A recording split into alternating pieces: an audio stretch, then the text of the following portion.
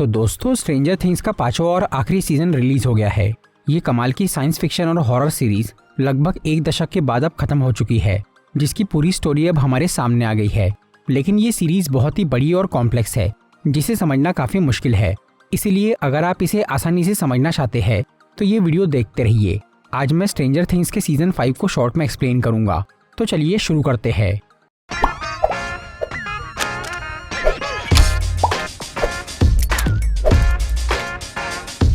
Video शुरू करने से पहले मैं ये बताना चाहूँगा कि मैं यहाँ सभी एपिसोड्स को डिटेल में एक्सप्लेन नहीं करूँगा, बल्कि सिर्फ मेन स्टोरी पे ही फोकस करूँगा। तो इस सीजन की कहानी जुड़ी है सीजन 4 से, जहाँ हमने देखा था कि 1979 में हेनरी क्रील नाम का एक आदमी, जिसके पास 11 के जैसे ही पावर्स थी और वो उसी के साथ हॉकिंस लैब का एक टेस्ट सब्जेक्ट था, उसने जब अपनी शक्ति से कई लोगों को मार दिया था, तब 11 ने उसे अपनी पावर से दूसरी दुनिया में भेज दिया था। जहाँ पहुंचकर हेनरी वेक्ना नाम का एक राक्षस बन गया और उसने वहां के सभी प्राणियों को अपने वश में कर लिया, जिनकी मदद से उसने कई साल तक पृथ्वी पर कब्जा करने की कोशिश की। लेकिन जब उसकी फौज नाकाम हो गई, तब वेक्ना खुद सामने आया और उसने अपनी शक्ति से लोगों को टॉर्चर करके मारना शुरू किया, जिससे इतनी एनर्जी निकली कि उससे हॉकिंस में अपसाइड डाउन के नए गेट्स खुल गए और अंत में सभी गेट मिलकर पूरे शहर में एक बड़ी दरार पड़ गई, जिसे वेक्ना तोड़कर धरती और उल्टी दुनिया को एक करने वाला था। लेकिन इसी बीच जब वेक्ना ने मैक्स को मारने की कोशिश की, तब स्टीव, नैन्सी और रॉबिन ने उसे बुरी तरह घायल कर दिया, जिससे वेक्ना कमजोर होकर वहां से भाग गया और मैक्स कोमा में चली गई। फिर सीजन 5 में 1.5 साल बाद का टाइम दिखाया जाता है, जहां पूरे हॉकिंस को मिलिट्री वालों ने घेर लिया था और उन दरारों को स्टील की प्लेट से पैक कर दिया था। उन दरारों के सेंटर में एक बड़ा सा गेट मौजूद था, जिससे मिलिट्री वाले अपसाइड डाउन में घुस गए थे और डॉक्टर के नाम की एक खतरनाक साइंटिस्ट वहां की स्टडी कर रही थी और वो 11 को ढूंढ रही थी। उधर 11 मिलिट्री वालों से छुप के जिम हॉपर के साथ ट्रेनिंग कर रही थी और वेक्ना को मारने की तैयारी कर रही थी, जिसके लिए माइक, लूकस, डस्टिन, विल और बाकी सब लोग उल्टी दुनिया में जाने का मौका ढूंढ रहे थे। फिर वो सब लोग एक प्लान बनाते हैं और मिलिट्री वालों से बच के उन्हीं के साथ हॉपर को उस गेट से अंदर भेज देते हैं, जो कि वहां वेक्ना की तलाश करने गया था। लेकिन फिर वहां एक डेमोगॉर्गन आता है, जो कि उन मिलिट्री वालों को मार डालता है। इसके बाद वो अपसाइड डाउन से निकलकर असली दुनिया में माइक के घर जाता है और उसके माँ बाप को घायल करके उसकी छोटी बहन हॉली को अपने साथ लेकर चले जाता है। तब 11 उस डेमोगॉर्गन का पीछा करती है और वो उल्टी दुनिया में हॉपर के पास पहुंच जाती है, जहां वो दोनों मिलकर हॉली और वेक्ना को ढूंढने लगते हैं, पर उन्हें कोई नहीं मिलता। इस सब के दौरान विल अब फिर से उल्टी दुनिया के प्राणियों और वेक्ना से जुड़ गया था और वो उनकी आंखों से देख पा रहा था, जिससे उसे समझ में आता है कि हॉली एक अजीब से पेड़ जैसी चीज में बेहोश होकर फंसी है और उसके साथ 3 और बच्चे भी कैद है और उस पेड़ में 8 और बच्चों की जगह खाली है। मतलब वेक्ना टोटल 12 बच्चे किडनैप करना चाहता था। वो ऐसा क्यों कर रहा था ये तो नहीं मालूम, लेकिन फिलहाल विल को उसके अगले शिकार के बारे में पता चल गया था, जो कि डेरेक नाम का एक लड़का था। इसीलिए जब एक डेमोगॉर्गन उस बच्चे को किडनैप करने आता है, तब माइक और बाकी लोग एक जाल बिछाकर उस राक्षस की बॉडी में एक ट्रैकर लगाते हैं और डस्टिन, स्टीव, नैन्सी और जोनाथन उसके पीछे उल्टी दुनिया में चले जाते हैं, ताकि वो उस डेमोगॉर्गन को ट्रैक करके हॉली तक पहुंच सके। लेकिन वहां उन्हें वो मॉन्स्टर नहीं मिलता। फिर अपसाइड डाउन में घूमते हुए उन चारों को वहां पे हॉकिंस के आसपास एक बड़ी सी दीवार नजर आती है, जिसने पूरे शहर को घेरा हुआ था और उसके सेंटर में थी Hawkins lab. Nancy, Jonathan, Steve और डस्टिन को लग रहा था कि उसी दीवार के पीछे हॉली कैद है, लेकिन वो उस दीवार को पार नहीं कर पा रहे थे। इसलिए वो उसके बारे में जानने के लिए हॉकिंस लैब में जाते हैं। दूसरी तरफ 11 और हॉपर जब एक सोल्जर को पकड़ के उसके दिमाग में झांकते हैं, तो उन्हें दिखता है कि डॉक्टर के ने अपनी लैब में एक बड़े दरवाजे के पीछे कुछ छुपा के रखा है, जिससे हॉपर और 11 को लगता है कि वेक्ना मिलिट्री वालों के कब्जे में है। इसीलिए वो दोनों उस लैब में जाते हैं ताकि वो वेक्ना को मार सके। लेकिन जब वो उस दरवाजे को खोलते हैं, तो वहाँ उन्हें काली नाम की एक लड़की मिलती है, जो कि बचपन में 11 के साथ हॉकिंस लैब में एक सब्जेक्ट थी, जिसके पास भ्रम पैदा करने की शक्ति थी। काली वहाँ 11 और हॉपर को बताती है कि डॉक्टर के का मकसद है उनके जैसे और शक्तिशाली बच्चे बनाना, जिसके लिए वो उसका खून लेकर प्रेग्नेंट औरतों की बॉडी में डाल रही है, जैसे डॉक्टर ब्रेनर ने हेनरी क्रील के खून से बाकी बच्चों को शक्ति दी थी। पर काली का ब्लड उतना असरदार नहीं था, उल्टा उससे वो प्रेग्नेंट औरतें मर रही थी। इसीलिए अब डॉक्टर के को 11 की तलाश थी।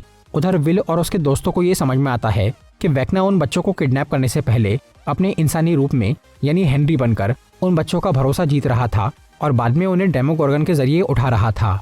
इसीलिए अब विल और बाकी लोग उन बच्चों को बचाने का फैसला करते हैं, जिनसे हेनरी बात कर रहा था। पर उससे पहले ही मिलिट्री वाले शहर के सभी बच्चों को अपने हेडक्वार्टर लेकर चले जाते हैं, क्योंकि उन्हें भी इस किडनैपिंग के बारे में पता चल गया था। लेकिन माइक और उसके दोस्तों को मालूम था कि वो बच्चे हॉकिंस में सुरक्षित नहीं हैं, इसीलिए वो उन्हें शहर से बाहर ले जाने का सोचते हैं, जिसके लिए वो लोग एक रात उस मिलिट्री हेडक्वार्टर में घुस के वहां से बच्चों को निकालने की कोशिश करते हैं। लेकिन फिर उन्हें सोल्जर्स पकड़ लेते हैं और तभी वहां कई सारे डेमोगोर्गन्स आ जाते हैं और मिलिट्री वालों पे हमला कर देते हैं। फिर वो सोल्जर्स उन मॉन्स्टर्स पे आग से हमला करते हैं, जिससे वो थोड़े कमजोर हो जाते हैं। तब वहां उस गेट से वेक्ना बाहर आता है, जो कि अब पहले से बहुत शक्तिशाली बन गया था, इसलिए वो आसानी से सभी मिलिट्री वालों को मार डालता है। फिर वो अपने डेमोगोर्गन्स को ठीक करके उनसे सभी बच्चों को अपसाइड डाउन में भिजवा देता है। इसके बाद वेक्ना विल को बोलता है कि उसने उन बच्चों को इसलिए चुना है क्योंकि वो कमजोर है और उनका इस्तेमाल करना आसान है, जैसे विल कमजोर था और उसने उसका बहुत फायदा उठाया था। और अब वेक्ना उन बच्चों की शक्ति से इस दुनिया को उल्टी दुनिया से जोड़ना चाहता था।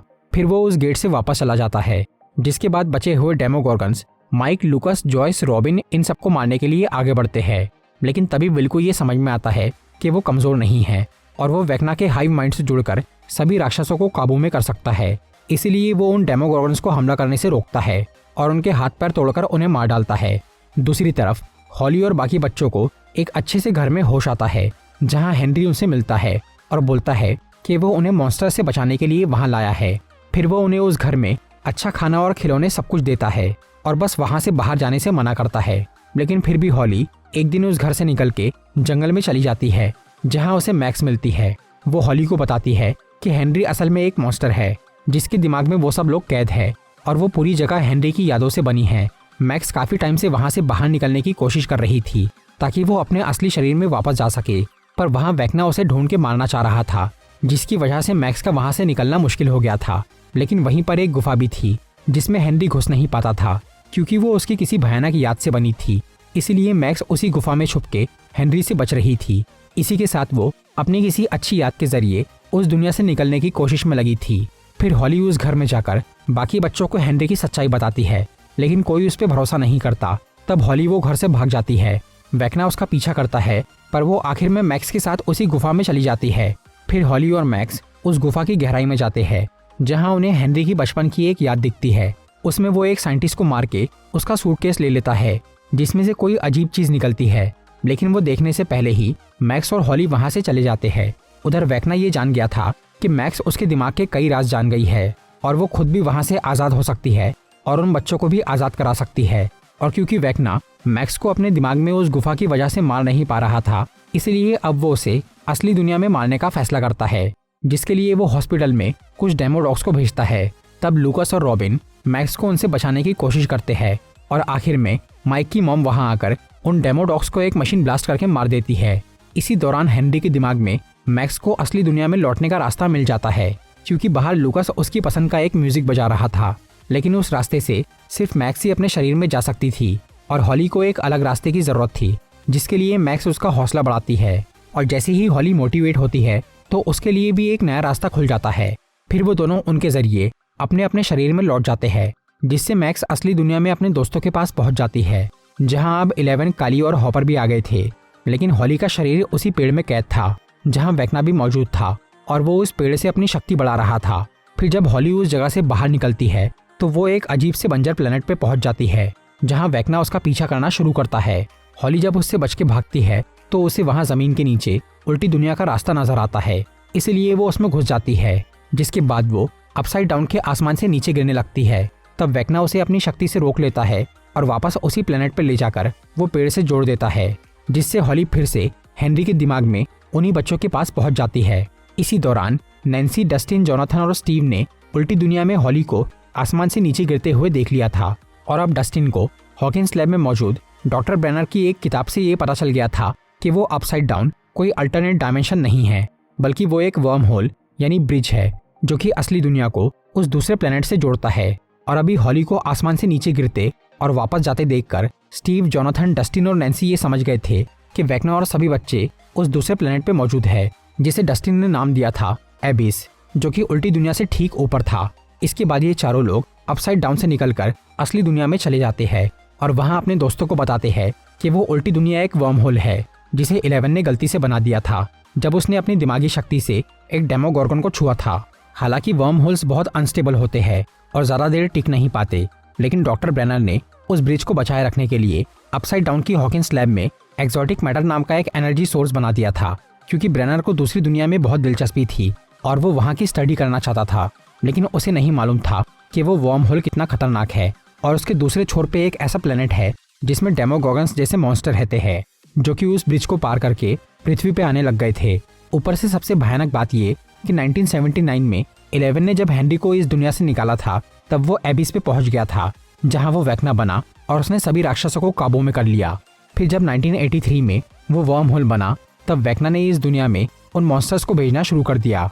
उसका असली मकसद था एबिस को पृथ्वी से जोड़ना, जिसके लिए पहले उसने हॉकिंस में कई सारे गेट्स खोले ताकि ये दुनिया कमजोर हो जाए, और अब वो उन बच्चों की शक्ति से उस ग्रह को यहाँ लाकर टकराने वाला था। इस तबाही को रोकने के लिए सब लोग ये प्लान बनाते हैं कि वो एबिस में जाकर बच्चों को बचाएंगे, वेक्ना को मारेंगे और आखिर में एक्सोटिक मैटर को बॉम्ब से उड़ा देंगे, जिससे उल्टी दुनिया खत्म हो जाए। फिर वो लोग उसी रात मिलिट्री वालों का मुकाबला करके उस बड़े गेट से अपसाइड डाउन में चले जाते हैं। सिर्फ मैक्स ही बाहर रुकी थी, क्योंकि वो अभी काफी कमजोर थी और इस प्लान में उसका एक अलग काम था। उधर बाकी लोग एबिस में जाने के लिए एक बड़े से रेडियो टावर पर चढ़ते हैं और उस ग्रह के थोड़ा नीचे आने का इंतजार करते हैं। इसी दौरान हॉपर 11 को हॉकिंस लैब के वाटर टैंक में डालता है ताकि उसकी शक्ति बढ़ जाए और वो वेक्ना के दिमाग में घुस पाए। फिर 11 अपने मानसिक रूप में काली और मैक्स के साथ हेनरी के दिमाग में जाती है और उस जगह पहुंचती है जहां वो उन बच्चों को हिप्नोटाइज करके एबिस को नीचे ला रहा था। उधर जैसे ही वो प्लेनेट रेडियो टावर तक पहुंचता है, तब 11 हेनरी पे वार करके उसका जादू तोड़ देती है, जिससे वो ग्रह वहीं रुक जाता है और बाकी लोग टावर से उसमें घुस जाते हैं। फिर 11 और काली हेनरी को मारने की कोशिश करते हैं, पर क्योंकि वो उनकी बराबरी नहीं कर पाता, इसलिए वो वहां से गायब हो जाता है। तब मैक्स, काली और 11 उन बच्चों को वहां से बाहर निकालते हैं और उस गुफा में ले जाने लगते हैं। दूसरी तरफ वेक्ना हॉपर के दिमाग में घुसकर एक भ्रम पैदा करता है और उसे ऐसा दिखाता है कि वो उसके सामने है, इसलिए हॉपर उस पर अपनी गन से फायर करता है।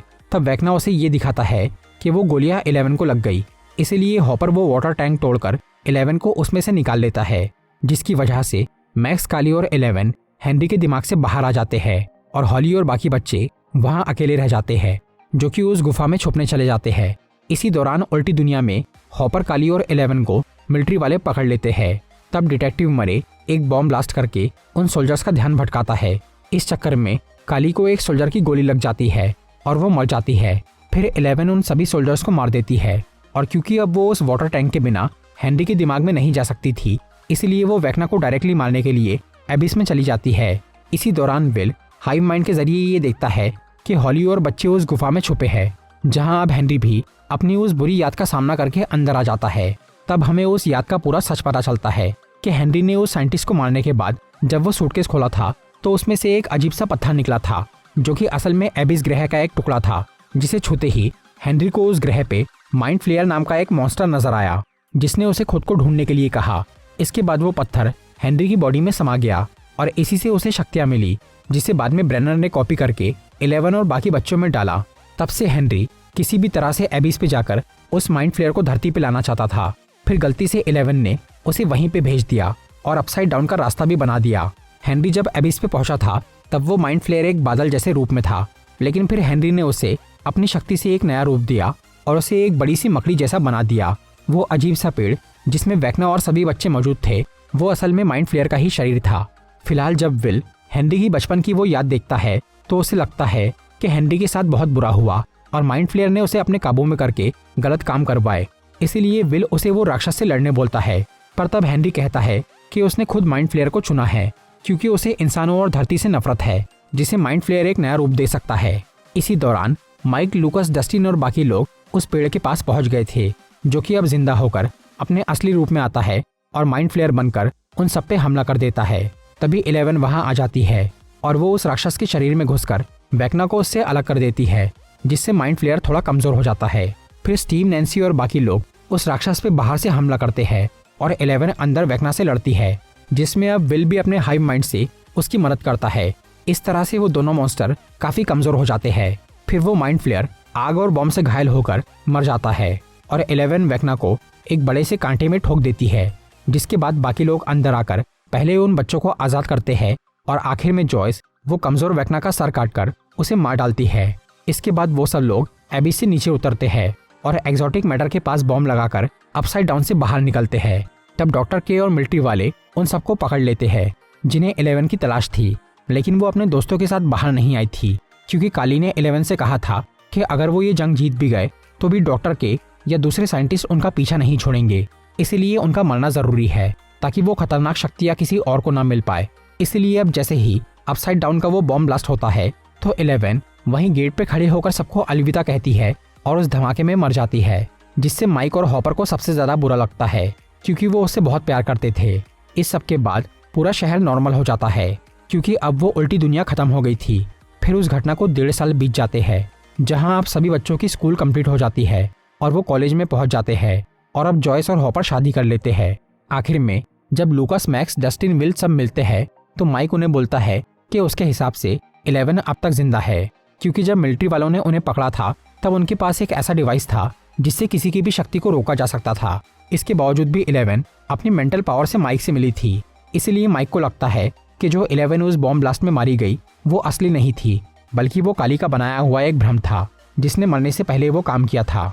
फिर 11 वहां से बच के निकल गई और अब वो किसी अनजान जगह सबसे दूर अकेली घूम रही है ताकि उसकी वजह से बाकी लोग मुसीबत में ना फंसे।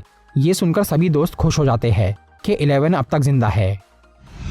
तो दोस्तों ये था स्ट्रेंजर थिंग्स 5 का एक्सप्लेनेशन। अगर आपको ये वीडियो अच्छी लगी हो तो इसे लाइक और शेयर जरूर करिए और ऐसी ही इंटरेस्टिंग वीडियोस देखने के लिए सब्सक्राइब कीजिए हमारा चैनल और इस बेल आइकन को दबाइए ताकि आपको हमारी वीडियोस सही टाइम पर मिल सके।